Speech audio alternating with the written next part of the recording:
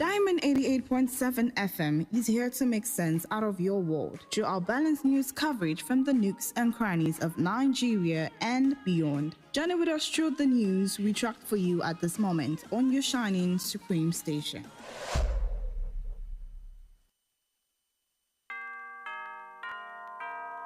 The time is 9 o'clock. Aago mẹ́sàn-án ti lù. For the best of national, local, international news and sport, tune in to News Punch and Diamond 88.7 FM. News Punch, all about the news.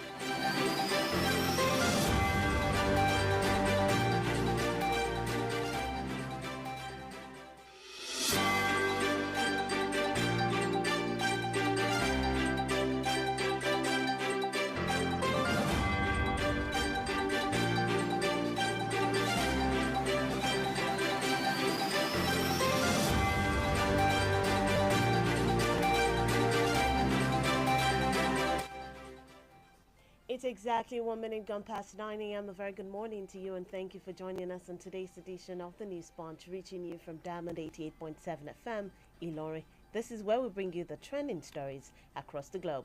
My name is Bisola, Oduwole, Suleiman, and here are the stories making the waves across the world.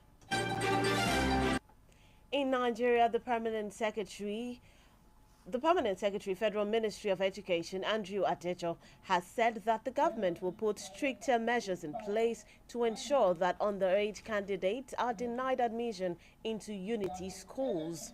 He made this known in Abuja while monitoring the 2023 Common Entrance Examinations into unity schools. The Permanent Secretary also noted that the efforts of the federal government and other stakeholders in encouraging girls' education are yielding fruit, saying the number of girls that registered for the Common Entrance Examination this year is 38,000, far above the previous years.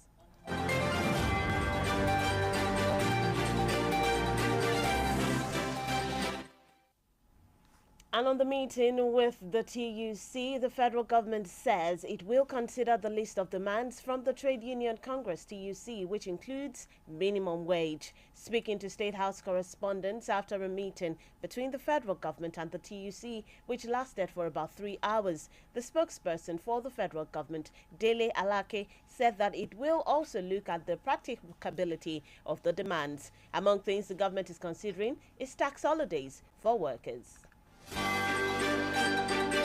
And still in Nigeria, the Kano State Governor Abba Yusuf has announced the revocation of the sale of Asia Bayero Pediatric Hospital. The hospital was allegedly sold during the administration of a former governor, Abdullahi Ganduje, to an All Progressives Congress APC chieftain. Governor Yusuf made the announcement during his visit to the hospital, reaffirming his commitment to enhancing healthcare services, particularly for women and children. And on the foreign scene, Uganda's President Yoweri Museveni has announced the deaths of 54 Ugandan soldiers in an Al-Shabaab attack on a base housing African Union peacekeepers in Somalia.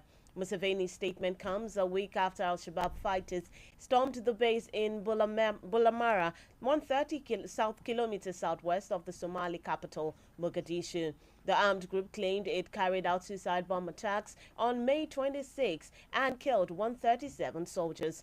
Museveni said that the Uganda People's Defense Forces, UPDF, had since recaptured the base from the Al-Qaeda-linked armed group. And in sports, Zlatan Ibrahimovic has decided to end his football career at 41.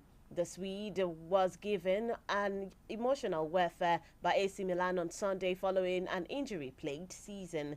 The Italian club had already revealed they would not renew his contract, which ends this June. He was also given a guard of honor by his teammates as he left the pitch. The striker began his professional career at Malmo FF in 1999 and left for Ajax Amsterdam in 2001 before playing for top European teams like Manchester United, Inter Milan and Milan. And that's all we have for you on this morning's edition of the News Punch. Coming up next is the Diamond Breakfast Show, where we take a look at the analysis of some of the major stories making the rounds. Do stay with us. We will be right back.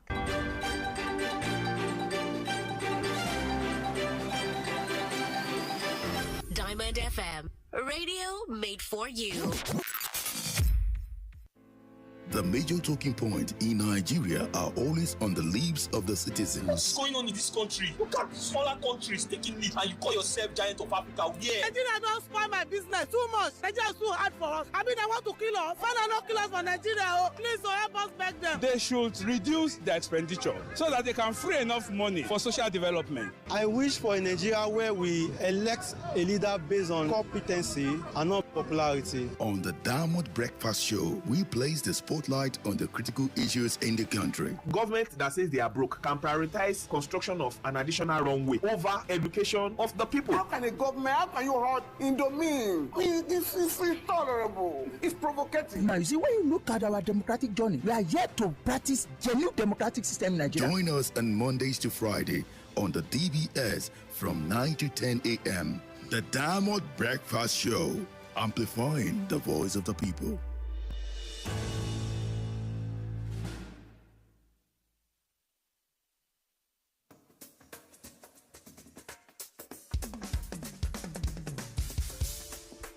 From the studios of Diamond 88.7 FM in Lorry, this is the Diamond Breakfast Show.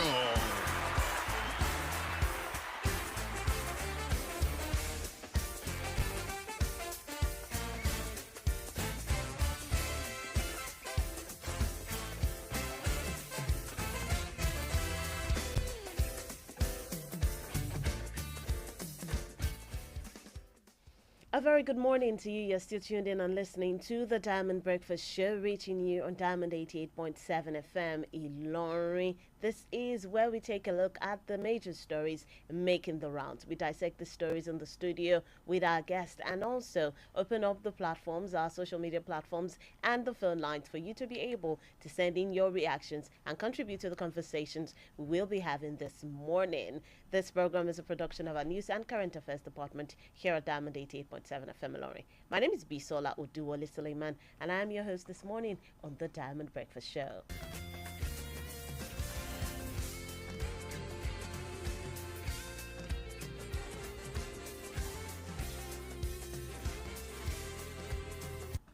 This morning, we'll be having lots of interesting conversations, and the show is in two parts. This morning, it's divided into two different segments. First segment will be having our guest analyst in the studio, and then the other segment as well will also be taking a couple of guests who will be joining me during the course of the program, and we'll be having lots of conversations from fuel subsidy we'll also be moving to Kano State, and we'll also be talking about the World Environment Day, which is today. It is celebrated every 5th of June every year to ensure that we're also moving with global trends, and we're also ensuring that we have a safer environment for us all. So this morning, my first conversation is on the fuel subsidy. It is not a conversation that is ending anytime soon.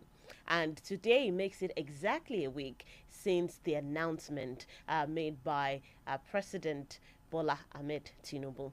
The plan to remove it is not new. It has always been there. But if the words of former national chairman Adams Oshomole, former national chairman of the APC, is something to go by, let's quickly listen to him, and then we will be right back.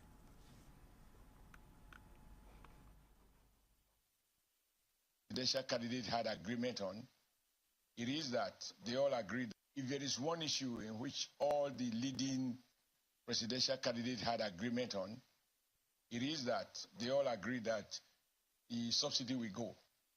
I remember the then candidate, Peter Obi, saying he will remove it the very first day. Candidate Atiku said the same thing. Candidate Bola Tinubu said the same thing. So in other words, I can even argue that since these three leading presidential candidates all told Nigerians, look, if you elect me, I will, among other things, remove the subsidy. And Nigeria proceeded to vote for them. It is arguable if they did it, that in casting their vote, they did not anticipate that those statements will be implemented. I think the issue here is not whether you have revenue.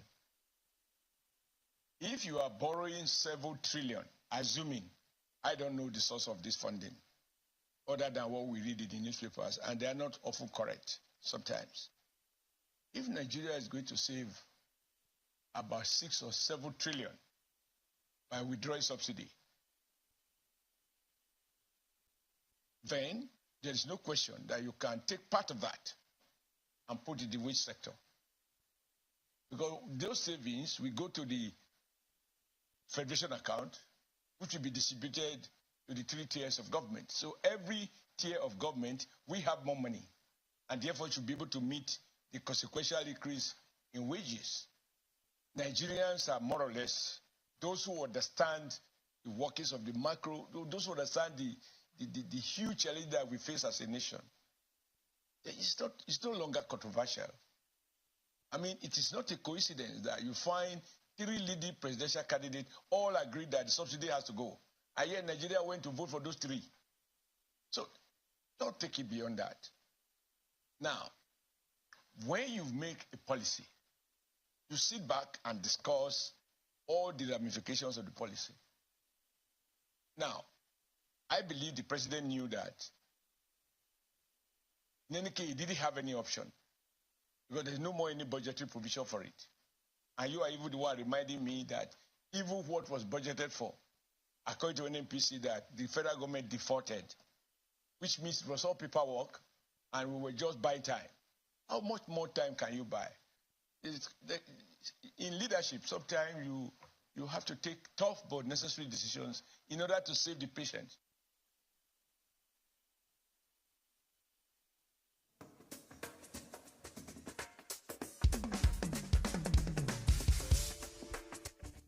That was the former APC National Chairman Adams Oshiomhole speaking there, and he's saying that this is something inevitable, something that will happen whether we like it or not. But lots of actions and reactions have begun to trail this conversation about fuel subsidy since the announcement on Monday. A lot it has been talked about in many media houses, and then the NLC, the TUC are also talking about it, and they're planning to go on a strike this Wednesday.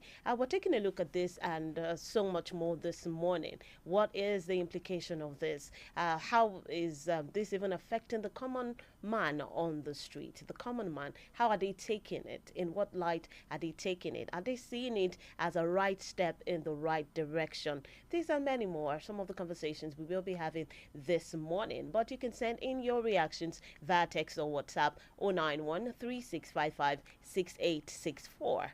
09136556864. And then you can also watch us live on Facebook at Diamond 87 FM and YouTube Diamond FM Ilorin. You can also drop your reactions via these platforms as well while we introduce our guest for this morning on the program. Do stay with us. We will be right back.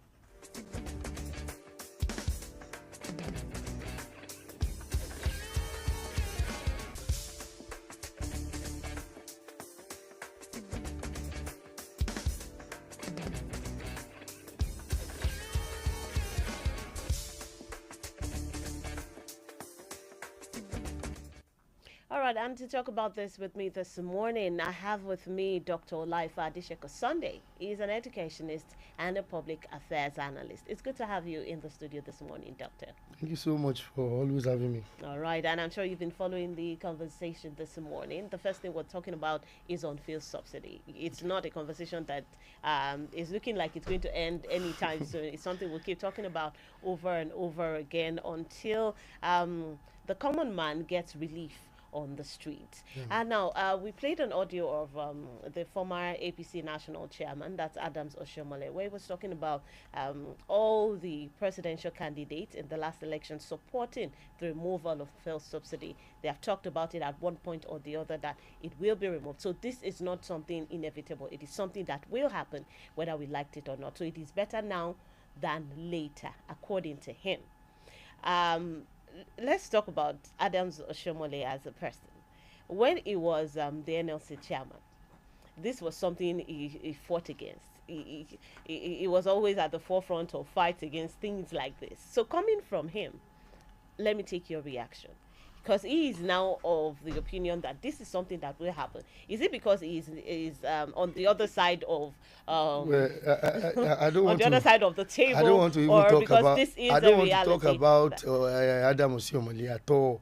You see, I have issues with people that have a view about politics, about governance, about the way things are going, and immediately they get to the office, it's like something is on that seat that is making them to forget everything they think about before they get to government. Our friends who we used to sit down and talk about a whole lot of things before they get to, Kwara State administration like that, in terms of commissioner, in terms of House of Assembly member, councillor and all that. And when I see what they do thereafter, I was like, guy, we talked about this thing before you get there.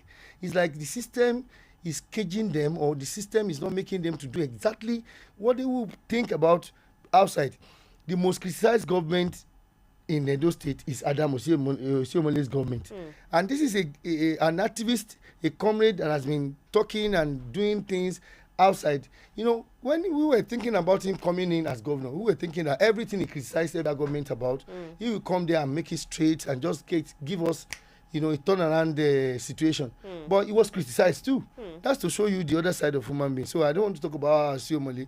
It's one thing for you to say a lot of things outside when you are not in governance. When you get there and see the shit that is on ground, it's another thing. All right, please, let's mind that language, Dr. Oh, okay.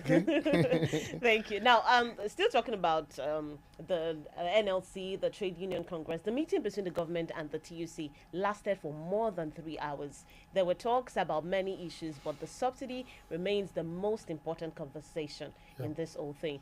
They were supposedly they had some back and forth, and which was not made known to the public. While this development was ongoing, the Nigerian Union of Journalists as well threatened to join in the strike. Do not forget that the NLC wrote to other unions like the TUC, the ASU, the health groups, and more to also join in the strike.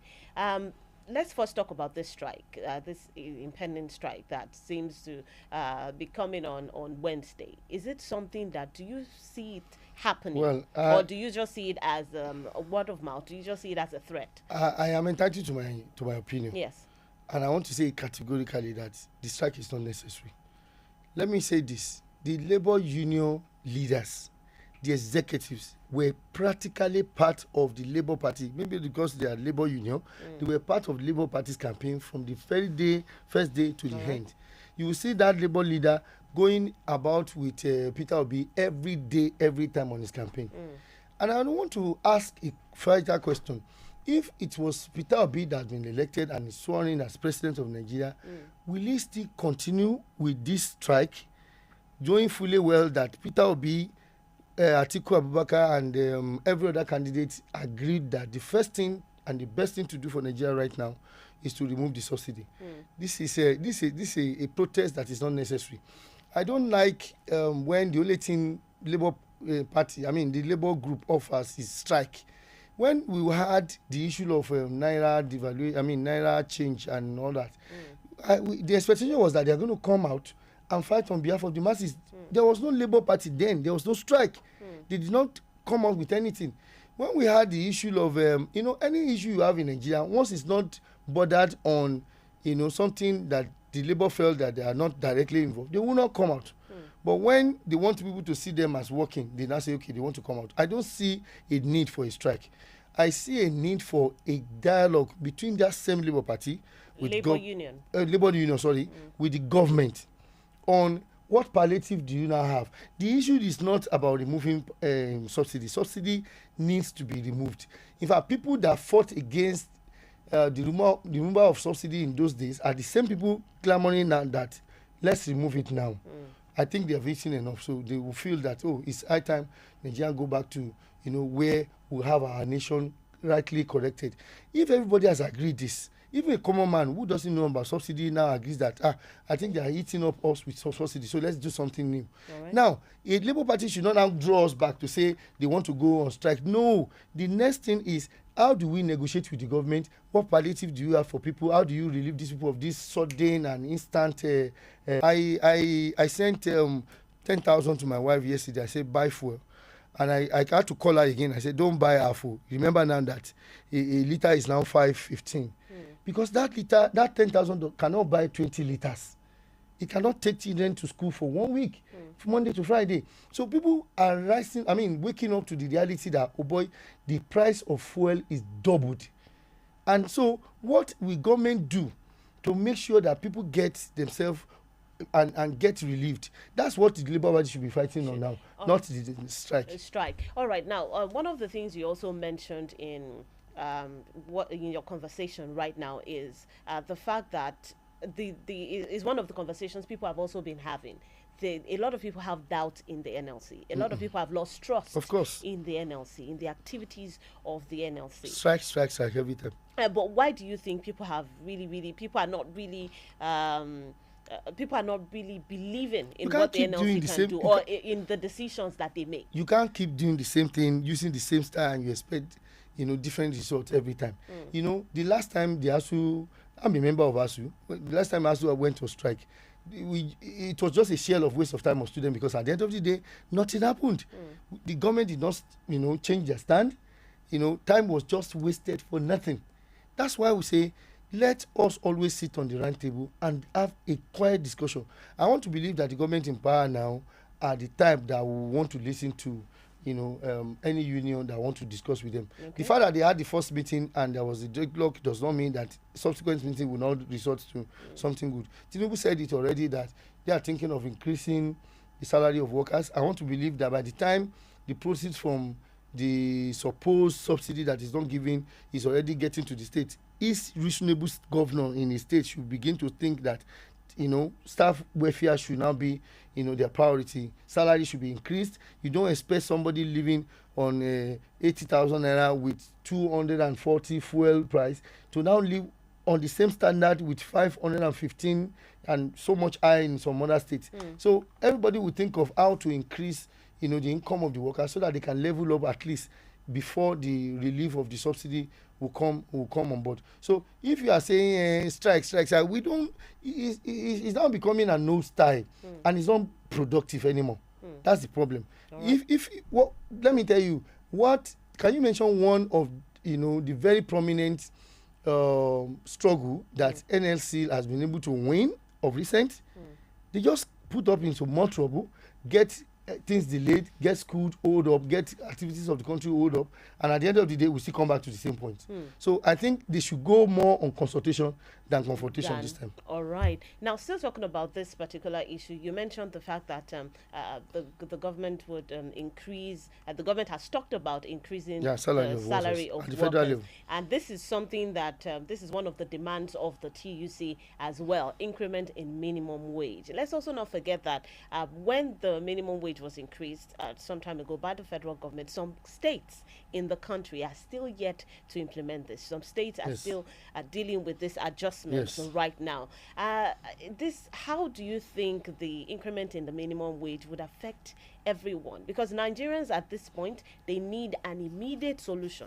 They need something that can ease the effect of the removal of the subsidy on everyone. And looking at the way wages are, the way some of these policies are implemented when they are brought up at the federal level, how do you think this can help ease the tension, ease the issues that we have on ground? Well, with the situation on ground now, every reasonable government should be responsive and should know that now that we have a situation on ground, they should do something to make sure they relieve people of their pains. A reasonable government at this time, with palliative or without palliative, in Lagos by January, Sanwo-Olu declared that salary of workers should be increased, and he said with effect from January. He even said he was going to pay the backlog of that increase. He was sworn in again he was elected again in February. He gave that salary increase an order from January, and he said he will pay that of the February, and then he will pay that of January in March with the salary of March. That's a responsible government. That's a government that knows that, oh boy, let me do something to make my people happy. The money to pay this increase will come from this excess money that's supposed to be paid for subsidy. So any state, that's why I used to tell people, you cannot continue to condone a government that is not working or a party that is not responsible. When you see them not responsible, kick them out. It's as simple as ABC. We can see what happened in Osun when the other party was owing, and then people saw a new government coming in, and then it was paying backlogs of salaries that the other party owned, and it was like people want him to win at the court. They want him to come back and keep doing the same thing. So any government that is not responsible or is not doing something should know that people will not be with them. So I want to believe that a responsible government at this time knows that a common man, the purchasing power of a common man's income is now lowered, especially by this way. Fuel affects everything. You want to transport, you want to buy goods and services in the market woman will increase her price. And Okada man has increased his price already. A lot of prices will go up. So the best thing any responsible government will do now is to see how they can increase worker salary. Now, this is like a circle. Worker salary will turn out to more purchasing power to buy in the market, and then everything goes through and everybody gets relieved. But when the government is saying, well, I don't care, or let's leave it the way it is, then that government is not responsible. All right, now still talking about ways to cushion the effect of this hike in fuel price and the removal of subsidy. The FRSC boss, one of the FRSC bosses said that people should people should move towards using bicycles as a means of transportation now in Nigeria. Do you feel that this is something that can also ease the effect? Because we know that in some Western countries, in some of the more developed countries, they have adopted this style and it is working for them. Do you think it's something that we can also do here in Nigeria? Of course, but the question is how many bicycles do we have around? How much is one? Is it affordable to people? Otherwise, if these things are available, well, we have a culture that we believe that it's only children that rides bicycle. Otherwise, if you go to advanced country, even when you have a car, you prefer to park it and then be on a ride, because that alone does not even transport you from one place to another, but it gives you, it exercises you and your whole body and all that. We still need the mentality to know that affluence is not about driving cars, it's not about everything. You also need physical fitness and all that. So, but it still boils down on the fact that how many people can afford this bicycle? Do we have this bicycle available? How many bicycles do we see by the roadside for sales? So most times when you see bicycle, it's for kids. We don't have that culture in Africa. Maybe this subsidy will teach us a lesson. Anyway. All right, even if it is going to teach us a lesson, some have said that, coming from people who are at the top, saying that we should embrace the culture of riding bicycles, people are saying, oh, why don't they lead by example? Why are they not starting off? Why are we not seeing influential people riding bicycles on the streets? Leading by example is one thing that a lot of people believe in, such that when they see an affluent person or when they see a leader doing it, they will definitely follow suit. I saw a video of the Prime Minister from UK, on a bicycle, and he went to a shop to buy things. Our leaders will not ride bicycle. Is that something that can happen in Nigeria? No. They can't ride bicycle because Yoruba people say, more. If you ride bicycle and go to Ojaba, and you can be stoned if people feel that you have not done the right thing. If you have done the right thing, you can walk as a free man in town and people will see you. These people will ride bicycle. These people that used to stay in a very bulletproof car, surrounded with a lot of personnel, they can't ride bicycle. It's only when you do good and you are free of you are sure of yourself that people will not stone you that you can ride bicycle. If they can ride bicycle, let them come out and ride bicycle and let's see. And if they do, would you also be willing to? I'm not one of those people that will stone them, but I just believe that the atmosphere of the country will determine. What the government will do will determine how people will be very comfortable to accommodate a politician to walk around as a common man. Right. When you do good, why not? Why not? Riding bicycle should not be a problem. All right, let's take some reactions here via text or WhatsApp 091-3655-6864. The number to call is 091-3655-6952. This one here says, good morning to you in the house. Okay, I'm still trying to get the message. To me, I can see subsidy removal as a patient who has diabetes and also has an accident. The doctor will have the tough decision of amputation. We don't need to deceive ourselves. We agree that subsidy is a scam. Every candidate agreed to remove it when they assume office, and subsidy removal had been agreed on to come up in the last 18 months. The time is now. I don't think emotion or politics is needed now, rather than a forward way thinking. All right. Government made it known to us that money for subsidy is always borrowed. How can we continue to borrow 3.5 trillion for only 6 months for consumption? If the borrowing borrowing is productive like power and is for productive things like power and facilities in our hospitals, that one is better. That's from Abdul Wahid Olokuoba. All right, we need to go on the short time out. When we come back, we will be taking more of your reactions on this particular issue. To stay with us, it is still the Diamond Breakfast Show.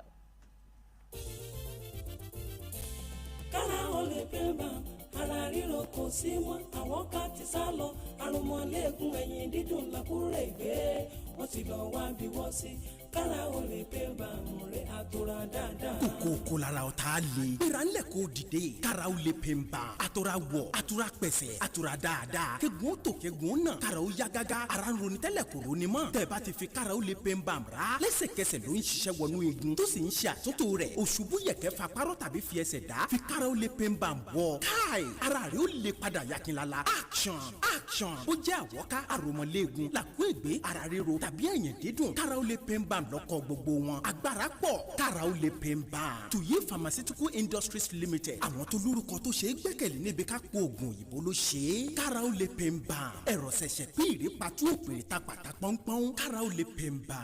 ó kì í síbẹ̀. kára ó lè pè ń bá mú rẹ̀ àtòrà dáadáa. Colors, they add meaning to our lives. From birth and naming of a child. May your life be rich and potent as the red palm oil. Colors tell of the feelings in our hearts. Aww. Through rainbow-like roses or even bubbly emojis.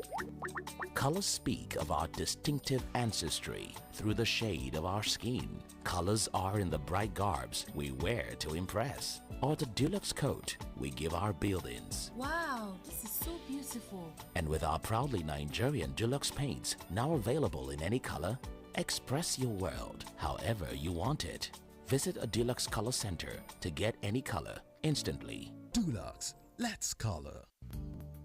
The federal government, through the National Primary Healthcare Development Agency, announces the availability of COVID-19 and childhood vaccines nationwide. With the disturbing increase in reported cases of COVID-19 infections across Nigeria, protect yourself and loved ones from the harmful virus by getting vaccinated. Visit the nearest public or private health facility and mass vaccination sites today to receive the first, second, or booster doses of COVID-19 vaccines. COVID-19 vaccines are given to persons 18 years and above, including pregnant women and breastfeeding mothers, while childhood vaccines are given to children from birth to 5 years for protection against polio, hepatitis, yellow fever, measles, meningitis, and other vaccine-preventable diseases. All vaccines are free, safe, and effective. For inquiries, visit www.nphcda.gov.ng or call 0700 220 1122. This message is brought to you by the National Primary Health Development Agency in collaboration with the Nigeria Red Cross Society with support from the Africa CDC SLL program.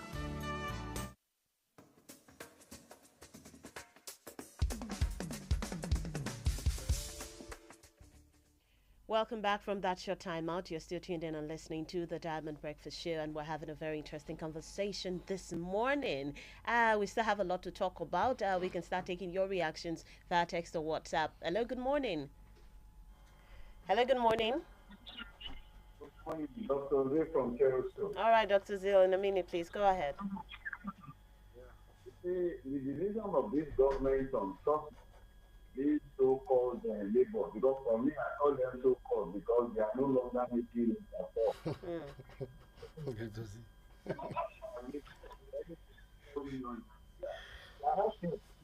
they have always been taking us for a ride. In 2012, that was what they came up with, President Jonathan.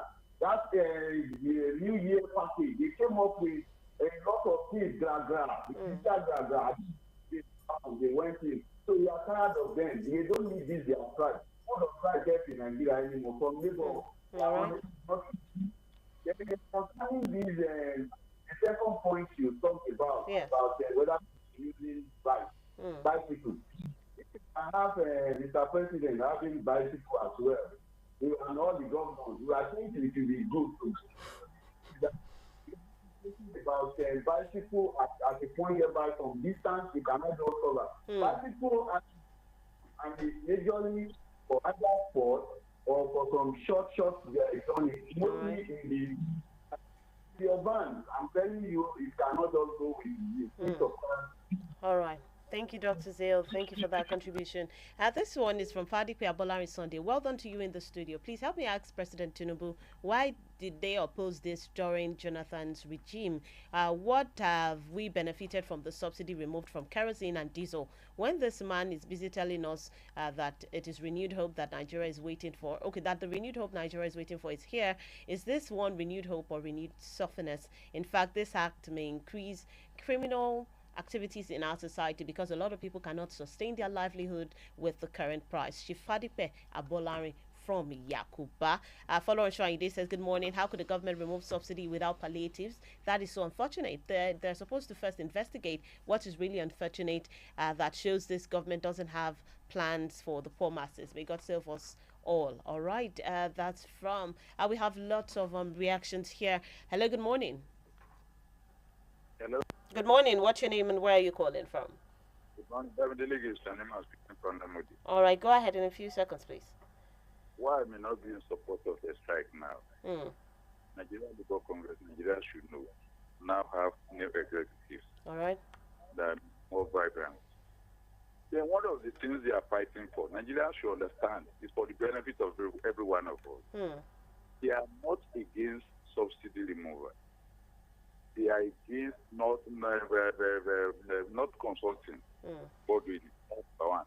Number two, they are calling for liberalization of fuel so that it can be imported by whoever can import it. They don't want a situation where it will be like cement, that only one person is determining it. And if you look at it, the group managing director of NNPC said even if Dangote starts production, price will not reduce. So we should be very careful and go along with Nigeria Labour Congress. We don't need to go on, but we have to support them.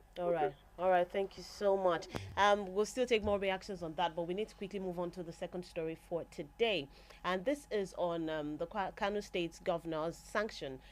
Is sanctioning demolition of some buildings on land sold by the past administration. Now, this is not new. This has happened in many other states as well, where a new administration comes in and begins to, sometimes it's called the council culture, begins to cancel some of the contracts approved by past administrations or some of the things that have been done by the past administration. Many feel that this is becoming a practice, wiping away the legacy of an immediate past administration, especially if the individual is from an opposition party.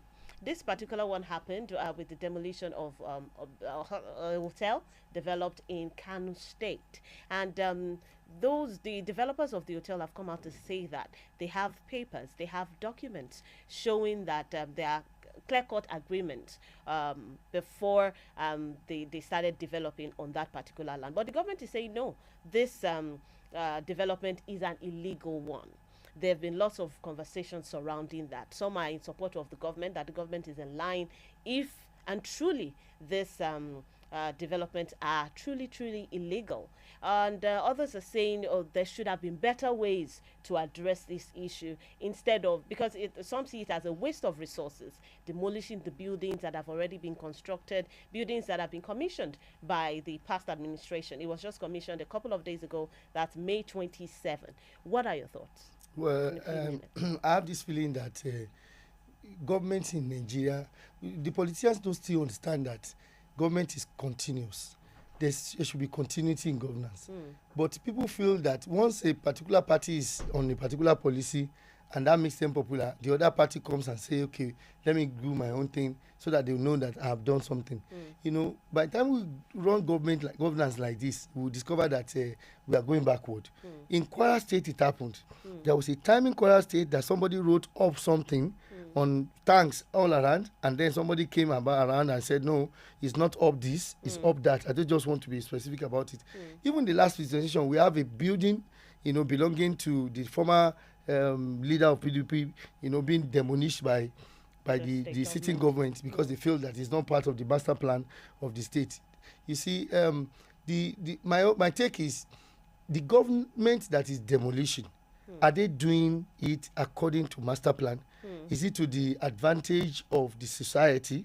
If it's like a retaliation or a kind of I want to pay you back in your coin thing, then it becomes, you know, negative. If they are doing it because their party, is that we want to get back to the other party, then it's not productive. But when they are doing it, if what has been wronged is to be right, then I don't say anything bad in that.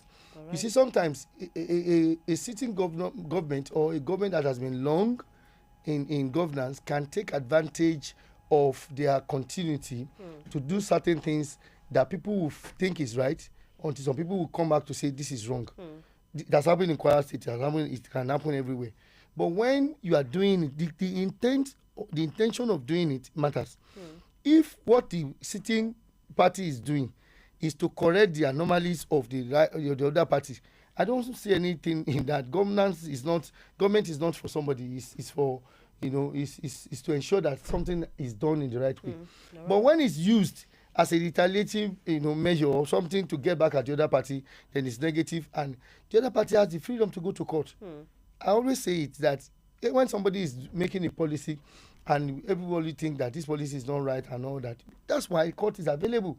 The doors of the courts are always open. All right. And as far as Nigeria is concerned, everybody can agree that at least fair hearing is still there for anybody who wants to go to court to see. All right. Thank you so much, Dr. Laifa. We need to quickly wrap up this segment now. We have another segment with guests who will be coming up on the program. But your final thoughts about the subsidy issue that we talked about earlier on? Well, I want to say this to the Nigerians.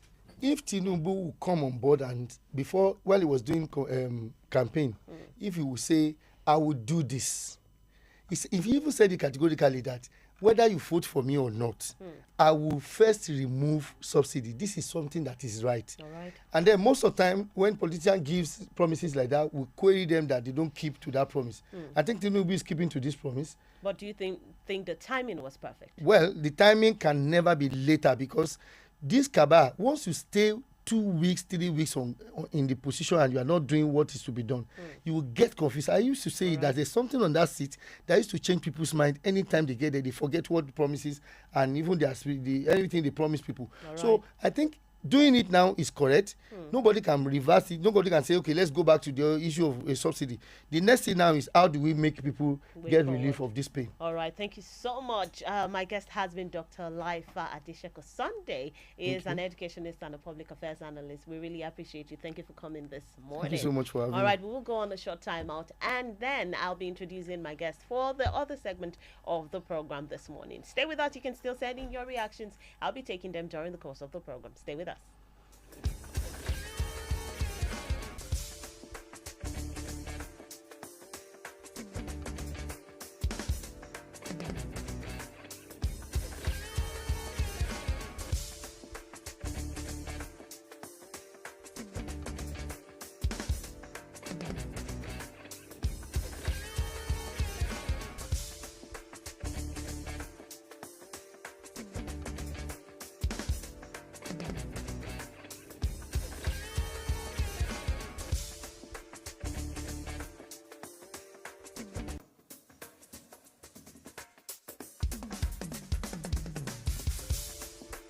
From the studios of Diamond 88.7 FM in Lorry, this is the Diamond Breakfast Show.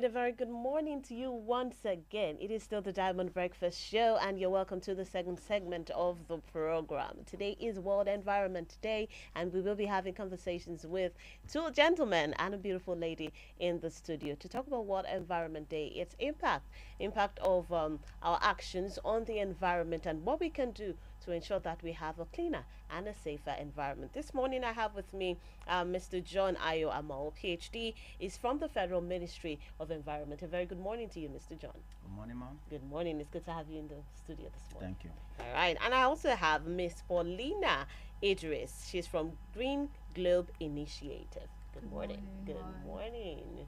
And then the last but not the least, Mr. Akintola Akinyemi is also from Green Globe Initiative. Thank you very much. Good morning. All right, we're talking about the World Environment Day, and let's quickly talk about the theme of this day? What exactly is it about, and how important is the World Environment Day? How important is this celebration to us as Nigerians? And this question is for you, Mr. Akitola Akinyemi. All right, thank you very much.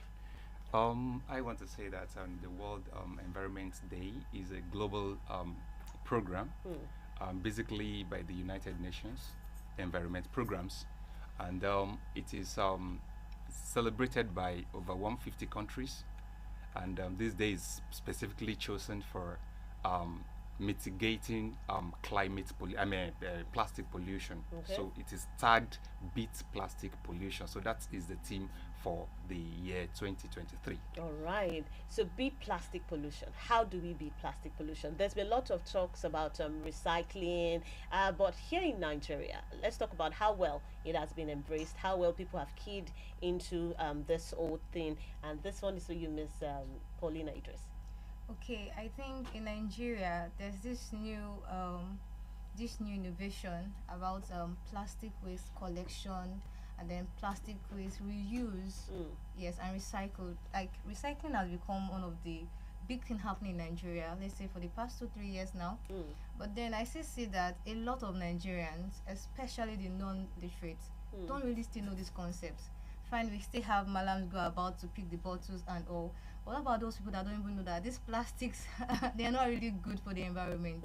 You see a lot of dump sites on the road. This morning I took a picture while coming down here of waste on the road, which people don't really know that are very, very harmful to the environment. So why do we have this lack of knowledge?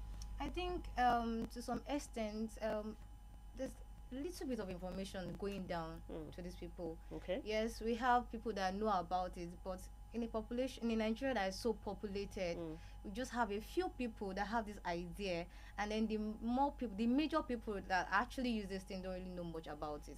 So let's take for example the market woman.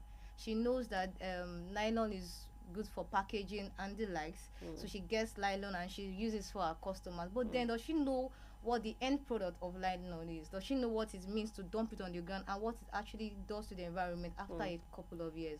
So that is why this day, World Environment Day, is supposed to send out more awareness to people, those people that really matter in this quota.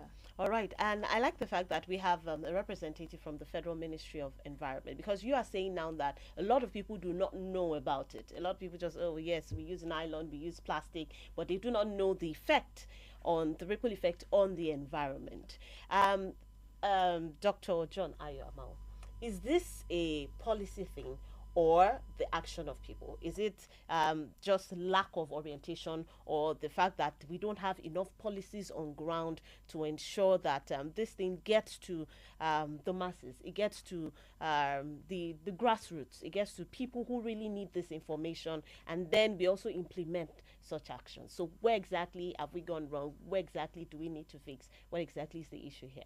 Okay, thank you. So I will first say that the government is doing its own part to make sure that people get aware, they have the awareness of what we say about climate change, about pollution and all that.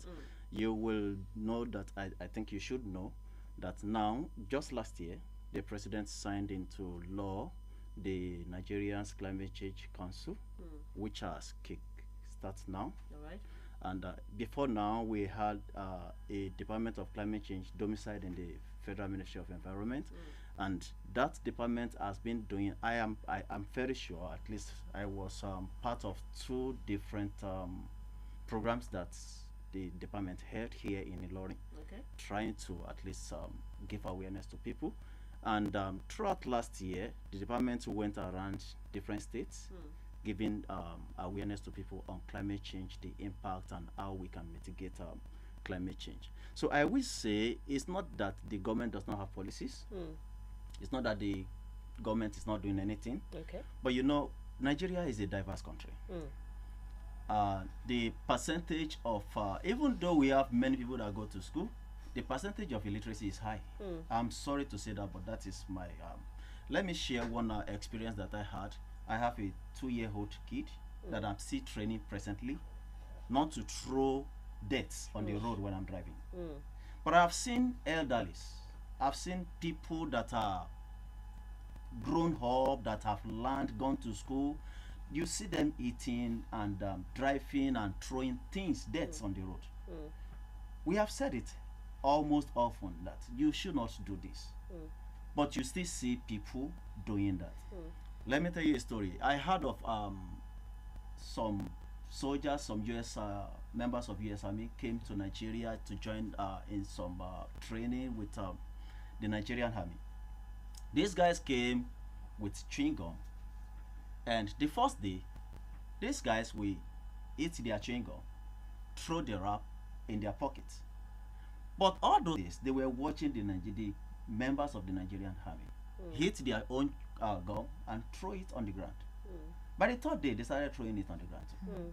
Why? Because they saw our own people doing it. So I think we just need to keep on doing this to make sure that our people cultivate the habits. And another thing is maybe we need to go more into enforcement of these things. I know countries where you don't throw deaths on the road anyhow. They will arrest you. All right. So I think those are the things we need to do more on. Okay. All right. I like the fact that you mentioned enforcement. But if we're enforcing, what other options do we have? Because these plastics, this nylons and the likes, they from what we have heard from research, it cannot it doesn't decay, it will just be like that for years and years on, and it keeps polluting our environment. Are there any replacements? In some countries we know they use paper bags, they use the green method, but here in Nigeria we're already used to it. Are there replacements? Are there other measures put in place to ensure that we reduce how much we use this plastic? Because one way or the other it is still polluting our environment. Yeah, in Nigeria presently, I don't know of any, but intentionally, there are things we can do too. Like the nylon bag, the common nylon bag we use for shopping. If I go to shop right now, I'll collect a fresh nylon bag. I know here in Ilorin, when ShopRite first came, people love to mention a shopping mall because they did not pay for advert. It's okay, thank you. When people go to shopping malls, you know, many people go there just because of the package. Yes, that nylon. Okay. But we can encourage our people, instead of buying things, getting a new nylon, why not go back with to the market with the ones you have until at least you have spent it. That reduce how much nylon we throw into the environment. That's one thing. Then researches are needed to be carried out on this thing. There are countries that are using reusable, degradable packages now. Yes. So we can encourage our researchers to venture into this thing. You'll know that in Nigeria, many things have been researched, but they just lie there on the desk. We don't know what the researchers have done. So I think we need to encourage our researchers as well as the governments to collaborate to make sure that these things come into the market. All right, Ms. Idris, this question is for you. So how does a layman, how does a regular man on the street join in this fight to beat plastic pollution? Okay, I think the first thing first, like I would always say, is just knowledge. My discussion with I had a discussion this morning, and I say the proof that you know something is being able to do it. So if you say I have a knowledge about medicine, it's being able to prescribe drugs accurately for a patient. So the first thing first is, do they actually know? Let them know, make them understand, give them practical examples. By the time you give them practical example, watch and see they don't join in the fight. So I also want to talk about making provisions. So we should not dump our refuge on the road. What are the provisions? We have recycling and waste bins around. Who is supposed to make such provisions? Well, I won't put it on the government alone. I won't put it on the government alone, because most times we Nigerians, we expect the government to do everything. A community can come together. Okay, we don't want to be trashing our dirt on the road anymore. Why can't we just buy a recycling bin? When it's full, we can actually call on, there are some pickup trucks to come and pick this up. We can just waste. We have a bin for nylon, a bin for plastic, a bin for metal. Yes, because we can actually reuse that metal again, melt it and make something else out of it. And they can actually get like funds from it, just little token. I can actually help the community as well. How do they get these funds? We have CDAs. We have LCDAs. Let people come together. That's why I say knowledge is the key. Do they know about this? And so I stay in a particular CDA in Lagos where we have meetings. These landlords come together. They talk about things that happen in the environment. All right. Okay, let's come together. Okay, this is our CD, this is our pulse.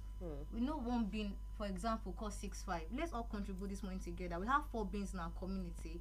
And then the CDA chairman can liaise with the LCDA and can liaise with the local government. Okay, we need pickup trucks to come every month to come pick this up. We segregated the waste already. We have plastic, we have nylon, so it's easy. All right. So it's not always the government alone. We all can partner with the government together to achieve this. Okay. And then we have a cleaner environment. All right, thank you so much, Ms. Idris. But before we go, let me hear from you, Mr. Akintola Akinyemi. We need to wrap up. Your final words for people who are listening. How do they celebrate the World Environment Day, and how do they join in the fight against plastic pollution? All right, thank you very much. In a minute, please. I want to admonish people to watch what they eat. Basically, what we eat constitutes the most of the waste that we have in the environment, majorly plastic. Okay. And if people can actually switch to live food, not dead food like I used to call it, I think is the best way. Imagine you eat pawpaw, for instance, banana, for instance. If it doesn't decay in a matter of days, animals will pick it up and eat. But plastic, can you imagine the amount of sachet nylon that goes out each day in Ilorin alone? So if the WHO says, okay, fine, an average person should take 3 liters of water per day. Let's assume a bottle of, is it 75 or 35 cl? Let's assume it's a liter, meaning that you are going to consume 1 in a day.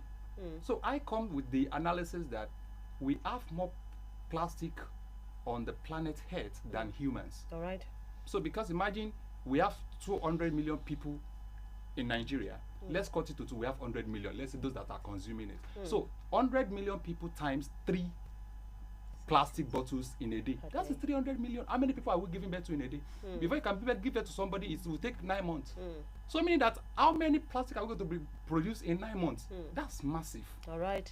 So it is important that we really watch what we eat and switch from produced and packaged food to live food. All right. Plant what you eat and eat what you plant. All right. Thank you so much. And this is where we call it a wrap on the program this morning, on this segment of the program that is discussing the World Environment Day. And my guests have been Mr. John Ayo Amal, PhD from the Federal Ministry of Environment, Mr. Akintola Akinyemi from Green Life Globe Initiative, and also Miss Paulina Idris, also from Green Life Green Globe, I beg your pardon, Green Globe Initiative. And they're here to celebrate the World Environment Day with the theme Beat Plastic Pollution. Like I always say, let's play our part as a people and as Nigerians to ensure that we have a better life and we also have a better nation. We really apologize that we could not take all your contributions on the first segment of the program today. We sincerely apologize. Please bear with us. We will be back here tomorrow, same time, 9 a.m. with Mekamwa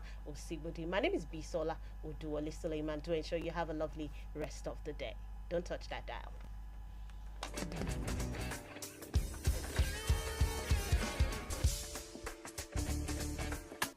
Jason.